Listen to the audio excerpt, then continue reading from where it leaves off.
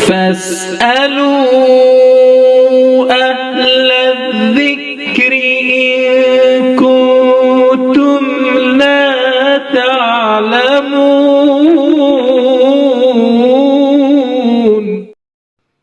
نحمدہ و نصلی علی رسول الکریم، اما بعد۔ ہندوستان کے ایک صاحب نے پوچھا ہے کہ بقرعید میں چاند کی صورتحال کیا ہے؟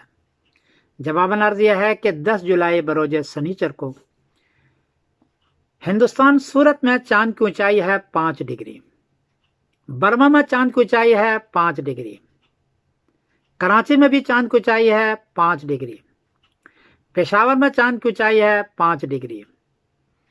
5 ڈگری میں چاند نظر نہیں آتا، بڑی مشکل سے 9 ڈگری میں دوربین سے نظر آتا ہے، اور 10 ڈگری میں آنکھوں سے نظر آتا ہے۔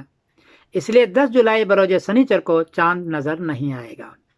جو لوگ گواہی لیتے ہیں وہ غلط گواہی ہوگی، جھوٹی گواہی ہوگی، اس لیے کہ چاند آسمان پر نہیں ہے۔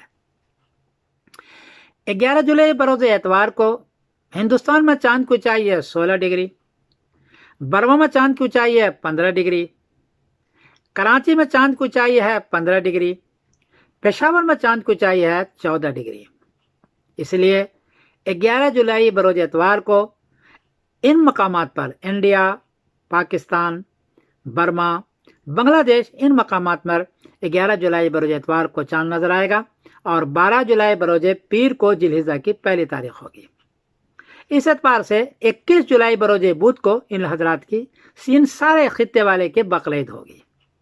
میں ان حضرات کو 21 جولائی بروز بدھ کو بقرعید ہونے کی مبارکبادی دیتا ہوں۔ میں سمیر الدین قاسمی بول رہا ہوں مانچسٹر انگلینڈ سے۔ السلام علیکم ورحمۃ اللہ وبرکاتہ۔ فمن زحزح عن النار وأدخل